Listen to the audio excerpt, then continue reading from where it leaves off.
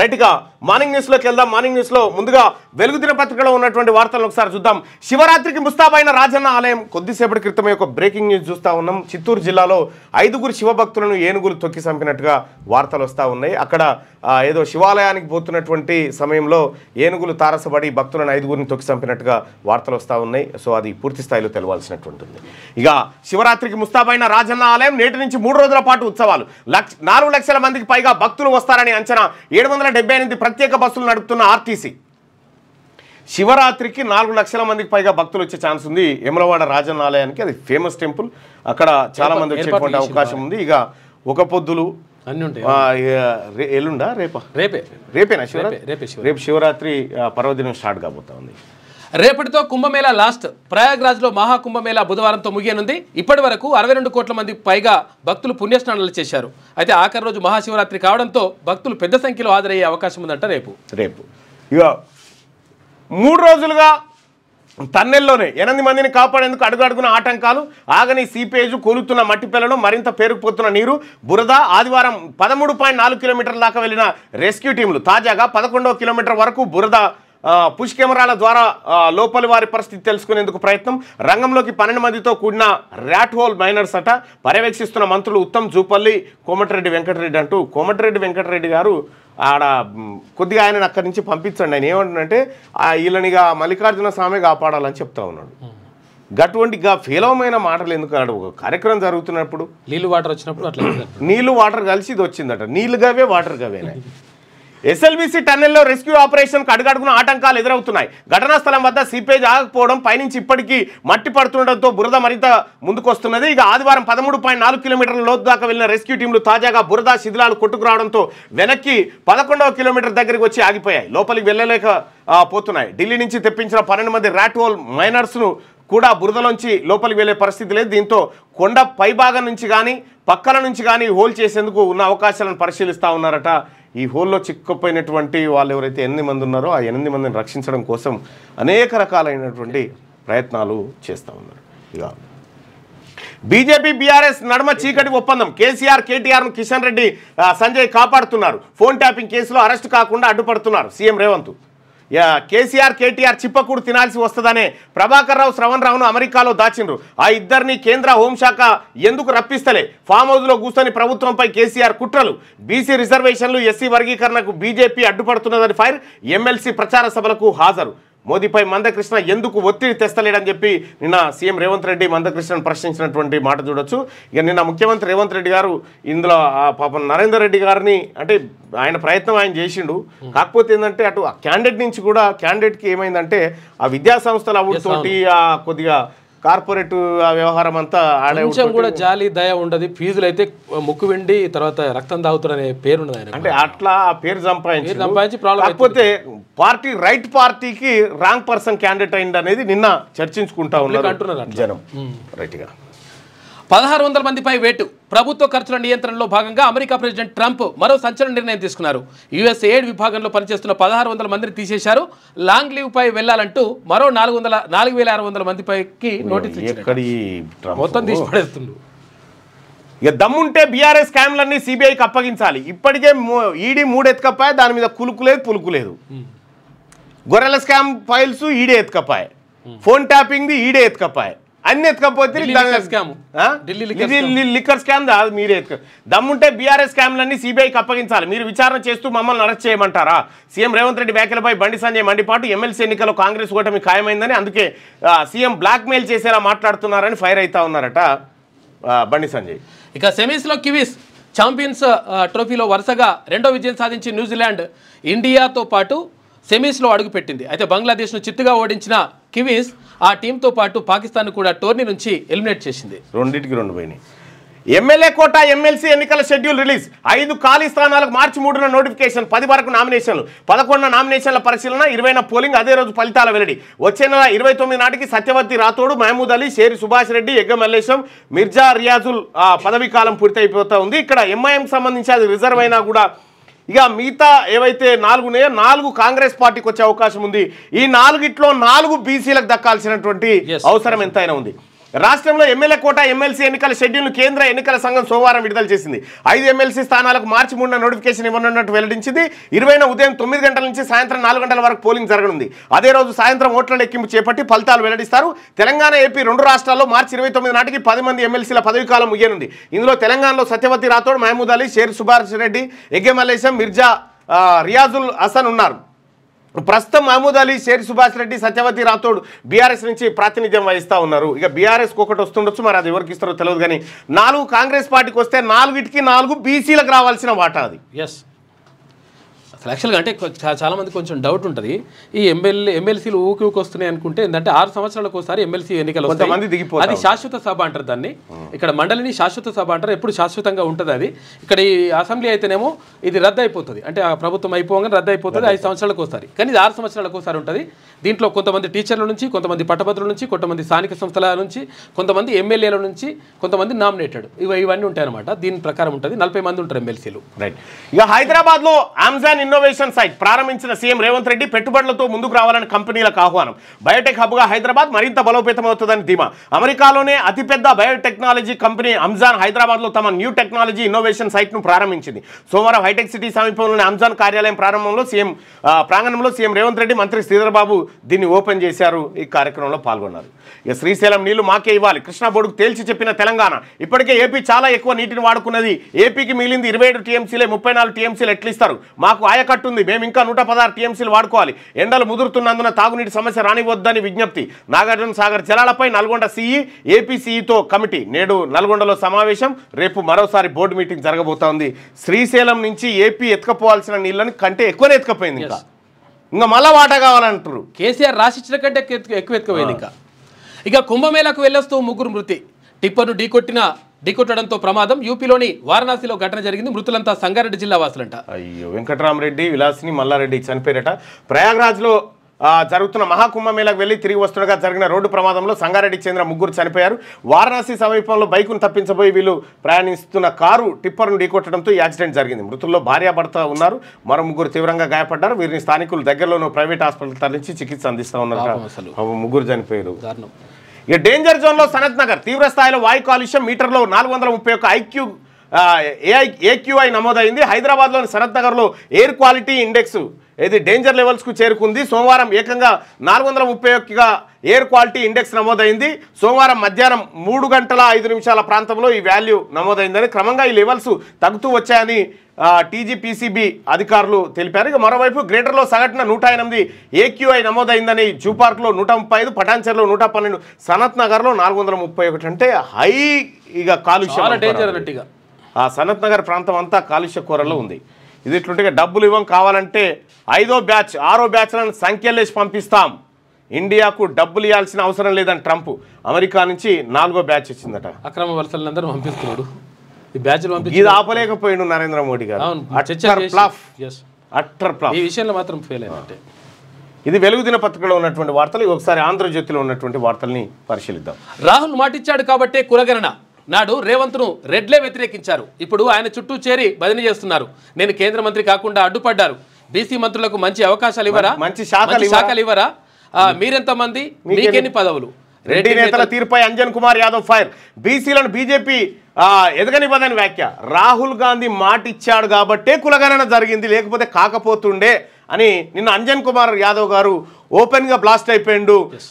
ఆయన కేంద్ర మంత్రిని కాకుండా అడ్డుకున్నది రెడ్లే అని చెప్పి కుండబద్దలు కొట్టిండు. అలాగే రేవంత్ రెడ్డిని రెడ్లే వ్యతిరేకించారు.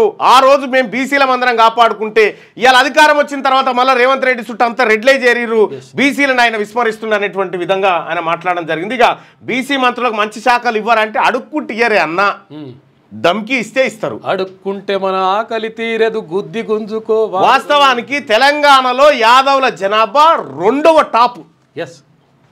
టాప్ 2లో వాళ్ళు భారీగా ఉంటుంది. వాళ్ళకు వాళ్ళ మంత్రి ఏడు చెప్పు. ఇప్పుడు ఒక్కడే ఎమ్మెల్యే, ఆయన మంత్రి ఏడు చెప్పురు. ఇక గొల్ల కుర్మలు కలిస్తే మామూలు ఉండరు. ఇంకా అతనికి అది వేరే ఇక టాప్ అదిగా. వీళ్ళున్న మందిలో సగం మంది లేరు. మళ్ళా ఎవరు? రెడ్లు 14-15 మంది అలా కూసురు. ఏది మండల 14-15 మంది రెడ్లే. ఇలా 43 మంది రెడ్లు. వాళ్ళ జనాభాకు వాళ్ళకున్న సంఖ్యకు ఈ యాదవుల దాంట్లో యాదవుల దాంట్లో పోవాల్సినటువంటి మంది వాళ్ళ దాంట్లో పోయారు. ఈ మీ సొమ్మంతా తిన్నది వాళ్ళు. అందుకే ఒక ఆయన అంత ఆఖరికి చిన్నారెడ్డి కూడా ఎవరికి నాకు షోకాజ్ నోటీస్ ఇచ్చిన చిన్నారెడ్డి కూడా ఏమో ఇది ఎక్కడ కథరా భయ్ మేము ఎక్కడ అక్కడ రాకుండా పోతా ఉన్నామని ఆయన కూడా తిడతా ఉన్నాడు. ఇప్పుడు ఆయనకి ఎవడు ఇవ్వను మళ్ళీ షోకాజ్ నోటీసు. ఇగో వీడికి వచ్చింది వ్యవస్థ.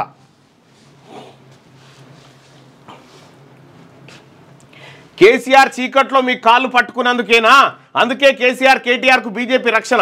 వారిని కాపాడుతున్నది కిషన్ రెడ్డి, సంజయ్. ప్రభాకర్ రావు, శ్రవణ్ రావును అమెరికా నుంచి ఎందుకు రప్పించట్లేదు? ఫామ్ హౌస్ నుంచి సర్కార్పై కేసీఆర్ కుట్రలు. కేసీఆర్, కేటీఆర్, కవిత ఎవరికి ఓటేస్తారు? కాంగ్రెస్ను ఓడించాలని అనడంలో మతలాబేంటి? మేం కులగణన చేపడితే బీజేపీ కుట్రలు. పట్టభద్రులతో ఆత్మీయ సమ్మేళనంలో రేవంత్ రెడ్డి. ఇక రాష్ట్రంలో ఆమ్జాన్ భారీ పెట్టుబడులకు సంబంధించినటువంటి వార్తను చూడొచ్చు. ఇక దమ్ముంటే ఇప్పుడు చూడండి, కేసీఆర్, కేటీఆర్కు, హరీష్ రావుకు సంబంధించిన కేసులన్నీ హైకోర్టులో అన్ని వాళ్ళకి ఫేవర్గా వస్తున్నాయి. చూడరు, మీరు చూడరు ఏం జరుగుతూ ఉందో, అబ్జర్వ్ చేయరి. అందుకోసమే ఇక్కడ హైకోర్టులలో ఉన్నటువంటి జడ్జీలు కూడా ఎవరెవరికి ఏ పని చేయాలో గా పని చేస్తున్నట్టుగా అనుమానాలు వస్తూ ఉన్నాయి పబ్లిక్ అందరికీ. దమ్ముంటే బీఆర్ఎస్ క్యాంప్లను సిబిఐకి ఇవ్వండి. దోషులు ఎవరైనా కేంద్రం అరెస్ట్ చేస్తుంది. ఫోన్ ట్యాపింగ్ నిందితులు ప్రభాకర్ రావు, శ్రవణ్ రావు పారిపోతే కేసీఆర్, కేటీఆర్, హరీష్ రావును అరెస్టు చేయొచ్చు కదా. చీకటి ఒప్పందాలు మీవి, బురద మాపైన. గతంలో ఏ ముఖ్యమంత్రి ఎమ్మెల్సీ ప్రచారంలో పాల్గొనలేదు. సీఎంకు కేంద్ర మంత్రి సంజయ్. నిజంగా వాస్తవానికి నా ఎమ్మెల్సీ ఎన్నికలలో నేను బతిలాడినా. ఏది నేను భువనగిరిలో సభ పెడతా అన్న, మీరు రండి సీఎం గారు, జర్మన్ టెంట్ వేద్దామని చెప్పి కూడా కనీసం ఒక చిన్న ప్రకటన కూడా చేయలేదు. అది కూడా బయట బీఆర్ఎస్ తో జూమ్ మీటింగ్ ఒక లోపల మీటింగ్ పెట్టిండ్రు కానీ జూమ్ మీటింగ్ బహిరంగంగా ఒక ప్రకటన చేయలేదు. జూమ్ మీటింగ్ లో పాల్గొన్నాడు. సరే ఆయన వరకు ఆయన ఎఫర్ట్ పెట్టిండలే, కాదని కూడా లేదు. జూమ్ మీటింగ్ లో పాల్గొన్నాడు అంతేగాని కనీసం ప్రమాణ స్వీకారానికి రమ్మంటే కూడా రాలే. బీఆర్ఎస్తో రేవంత్ కుమ్మక్కు. అందుకే ఫోన్ ట్యాపింగ్ కేసు నిర్వీర్యం. సీఎం అసమర్థతను బీజేపీపై రుద్దే యత్నం. ఈ కేసును రేవంత్ వదిలినా మేము వదలం. దయ్యమని తిట్టి సోనియా కాళ్ళు మొక్కిందెవరని చెప్పి మంత్రి కిషన్ రెడ్డి అంటా ఉన్నాడు. అడుగడుగునా అవంతరాలు. టెన్నెల్లో తొలగని బురద, మరింత పెరిగిన ఊటనీరు. బయటకు పంపేందుకు పనిచేయని కన్వేయర్ బెల్ట్ అంట. ప్రొక్లైన్ పంపిన మట్టి, రాళ్లు తరలించే వ్యవస్థ కరువైపోయింది. 13.62 నుంచి 13.63 కిలోమీటర్ల వీక్ జోన్గా నిర్ధారణ అయింది. సహాయక చర్యల్లో ర్యాట్ హోల్ మైనర్లు, తర్వాత ఎన్డీఆర్ఎఫ్ సిబ్బంది, పుష్ కెమెరాలు, తర్వాత ఫోబోస్కోప్తో గ్యాప్ను గుర్తించేటువంటి ప్రక్రియ చేస్తున్నారంట. అర్ధరాత్రి నుంచి రాళ్ల తొలగింపు ప్రారంభమయ్యే అవకాశం ఉంది. మొత్తం మీద పాపం చాలా కష్టపడుతున్నారు, ఏమైతుందో చూడాలి. 8 మంది టన్నెల్లో అని చెప్పేసి సీఎం ప్రచారంలో రేవంత్ దిగజారుడు రాజకీయం అని చెప్పేసి కేటీ రామారావు అంటున్నాడు. రైట్.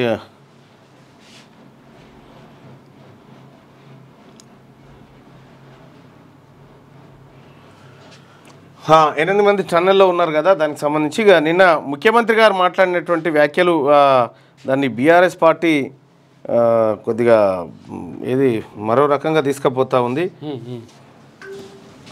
గెలిచినా గెలవకున్నా ఏం కాదు, మా అభ్యర్థి గెలిచినా గెలవకపోయినా ఏం కాదనేటువంటి మాట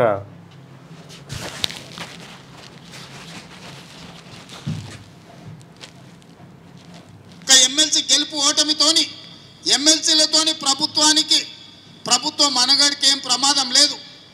నరేందర్ గెలిచినా గెలవకపోయినా నా ప్రభుత్వానికి వచ్చిన ప్రమాదం ఏం లేదు. ఈ వ్యాఖ్యలు కొద్దిగా అది ఇతర పార్టీల వాళ్ళకి కొద్దిగా సంకేతాలు క్లియర్ గా ఇస్తున్నాయి. అంటే గెలవడు అనే సంకేతం అట్లా కనిపిస్తుంది. అది అనాల్సింది పబ్లిక్ అంటే. సరిగా టీచర్ ఎమ్మెల్సీ ఉత్కంఠ పోరు. బరిలో 19 మంది అభ్యర్థులు, 5-6 మధ్య పోటీ. పీఆర్టీ నేపథ్యం ఉన్న 4 తాజా మాజీలు. కొరవడిన బీసీ ఐక్యత. అది బీసీ ఐక్యత. ఈ లంగ కథలు రాయకుర్రా, ఎవరి దారి వారిదే అన్నట్టు ఆ నేతల తీరట. ఎవరి దారి ఏంది? నువ్వెట్లా డిసైడ్ చేస్తావు? బీసీ జేఏసీ అభ్యర్థికి జాజుల, బీజేపీకి ఆర్కృష్ణ మద్దతు. వీళ్ళు ఇదివరకు మద్దతు ఇచ్చిన వాళ్ళు ఎంతమంది గెలిచారు సార్? విషయం ఏంటంటే ప్రజలు ఒకటైరా, నాయకులు కాదు. డిసైడ్ అయిపోయారు. అధికారికంగా ఎవరికి మద్దతు ప్రకటించారు కాంగ్రెస్, బీఆర్ఎస్ అంటూ బరాబర్ మీరు రాసి పెట్టుకోండి. క్లియర్ గా ఈ 3 సీట్లు బీసీలు గెలుస్తున్నారు, బరాబర్ గెలుస్తారు. ఇగో ఇట్లా కొరవాడిందట. ఇప్పుడు 4 రెడ్లు పోటీ చేస్తే అలా కొరవాడలే, ఐక్యం గుర్రట, ఇలా కొరవాడిరట. చూసుకో ఒకటే దాంట్లో 4 చేస్తే కూడా 20 ఎమ్మెల్యే కోట ఎమ్మెల్సీ ఎన్నికలు. తెలంగాణలో 5, ఏపీలో 5 స్థానాలకు పోలింగ్. 3 నోటిఫికేషన్, 10 నుంచి నామినేషన్లు. షెడ్యూల్ విడుదల చేసిన ఈసీ. కాంగ్రెస్కు 4 సీట్లు దక్కే అవకాశం. జీవన్ రెడ్డి, జగ్గారెడ్డి, కుసుమ్, అంజన్. బండ్ల గణేష్, సంపత్, షబ్బీర్ అలీ పేర్లు ప్రచారంలో. ఈయననే తీసుకొస్తాడు, ముందే చెప్పిన ఆంధ్రజ్యోతి అంటాడు. ఓ 20 పేర్లు వేసి లాఠీలా 20 మేము వేసిన ముందే చెప్పిన 2 స్థానాల్లో పోటీ పడాలని బీఆర్ఎస్ యోచన. ఒక స్థానంతో సత్యవతి రాథోడ్కు మరో అవకాశం, బీసీ అభ్యర్థినైనా నిలబెట్టే ఛాన్స్ ఉందని ప్రచారం ఉందట. బీఆర్ఎస్ పార్టీ దమ్ముంటే బీసీకి ఇవ్వండి, అది ఇచ్చి నిలబెట్టుర్రి. అవి ఇప్పుడు శ్రవణ్ ఉన్నాడు కదా, దాసో శ్రవణ్, ఆయనకి చాలా అన్యాయం జరిగింది. ఉబకాయంపై దశా దిశగా పోరు, విస్తృత ప్రచారానికి ప్రధాని మోదీ శ్రీకారం. ఒమర్ మోహన్ లాల్, ఆనంద్ మహీంద్రా సహా నిన్న కరీంనగర్లో బీసీల మీటింగ్ పెడితే 50-60 మందిని పిలిస్తే 500-600 మంది వచ్చి కూర్చున్నారు. అసలు మామూలు కాదు, చిన్న చైతన్యం లేదు. డిసైడ్ అయిపోతుంది ఎక్కడ. రిజిస్ట్రేషన్ శాఖతో ఎల్ఆర్ఎస్ పోర్టల్ అనుసంధానం, నేటి నుంచి ఫీజుల చెల్లింపు, అందుబాటులోకి సాఫ్ట్వేర్, డీడీలకు నో, ఆన్లైన్ యూపీఐలకే ఓకే అంటూ ఒక వార్త. ఇక కుంభమేళా నుంచి తిరిగి వస్తూ అనంతలోకాలకు వెళ్ళిపోయి నిన్న సంగారెడ్డి జిల్లా వాసులు చనిపోయినటువంటి వార్తను ఇందులో కూడా చూడవచ్చు. ఇక 14 నెలల్లోనే 905 కోట్లు సీఎంఆర్ఎఫ్ కింద సర్కార్ రికార్డు సాయం అంట. గంట వ్యవధిలోనే ఎల్ఓసీల మంజూరు, పేద మధ్యతరగతి వారికి వేగంగా సహాయం, పారదర్శకంగా అమలు చేయాలన్న సీఎం. అందుకు అనుగుణంగా రిలీఫ్ ఫండ్, ఆ తర్వాత ఎల్ఓసీలు అత్యంత వేగంగా జరుగుతూ ఉన్నాయి. క్యాన్సర్ కొరల్లో దేశంలో ప్రతి 5 బాధితుల్లో 3 మృతి, మరణాల రేటు 64.8%. అమెరికా, చైనాలో 25-50% స్త్రీలలో రొమ్ము, పురుషుల్లో నోటి క్యాన్సర్ కేసులు ఎక్కువ. భారత్లో ఏటా 2% మేర క్యాన్సర్ కేసులు పెరిగే ముప్పు. లాన్సెట్ జర్నల్లో ఐసీఎంఆర్ అధ్యయన నివేదికనట క్యాన్సర్ పెరిగే అవకాశం ఉందట. ఆటవిక రాజ్యం తెచ్చిన వాళ్ళు మన నమ్మకాలను గౌరవిస్తారా? కుంభమేళాపై లాలువి అసభ్యకరమైనటువంటి వ్యాఖ్యలు. పశువుల దానా మొక్కినోళ్ళు రైతుల గురించి ఆలోచిస్తారా? ప్రధాని నరేంద్ర మోడీ విమర్శ. ఇక పీఎం కిసాన్ విడుదల, కుంభమేళాను విమర్శించేవారు రాబందులు, పందులు అని చెప్పేసి యూపీ సీఎం యోగి ఆదిత్యనాథ్ అంటున్నారు.